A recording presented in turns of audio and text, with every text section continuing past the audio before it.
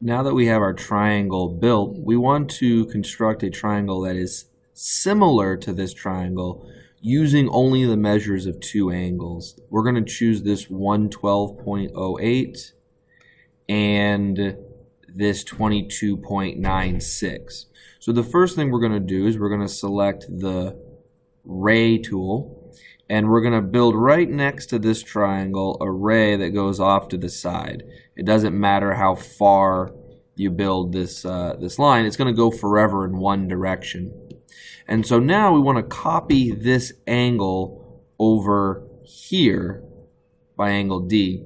So we're going to select angle with given size. We're going to click on that. And we're going to select E, click, and then D. And it's going to ask us, how big do you want the angle to be? Well, it's supposed to be 112.08. Now, obviously, your angle is a different size, so you'll type in your number. And I want my angle to rotate counterclockwise. And you'll see now that it is built a 112.08 degree angle, and it's put a point up here. So we want to run our ray from point D through that point so that we now have a 112 degree angle right here. We're going to repeat the process for angle E, which is supposed to be 22.96. So I select angle with a given size. But this time I select D first and then E, and it asks how big do you want the angle to be. Notice I'm leaving the small degree symbol there. I want mine to be 22.96. And it asks what arrangement, counterclockwise or clockwise. I believe it's still counterclockwise. Nope. I switched it backwards, so I'll hit Control Z. And we'll try this again, only this time hit D and E. So clearly it's got to be clockwise. There we go. And now we'll build a ray from E through point D. So we have copied two of the angles. We have the 112.08 and the 22.96. And we want to place a point right where the two intersect, here at point F. Okay?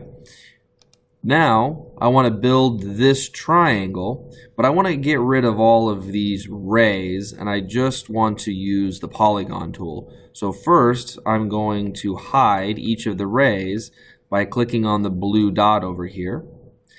I'm also going to hide this D prime and E prime, as they're not really part of the object. And now using the polygon tool, I'm going to select F to D to E and then back to the beginning. So now I have two triangles which have two angles in common, a 112.08 and a 22.96. And so now I want to also have the measures of the segments. So just like we did for the other object, we're going to go to distance or length, and we're going to click right on the edge of each one, just like so. And so now the only thing we're missing is the measure of the third angle, which should be, if these two triangles are similar, exactly the same as this one up here. So we're going to click on angle, and then we're going to click D, F, E, and lo and behold, the angle is exactly the same, 44.96. And so now, no matter how this object is moved, it stays with the angles exactly the same. It was similar to the one that we started with, no matter how we change it, even if we make it bigger.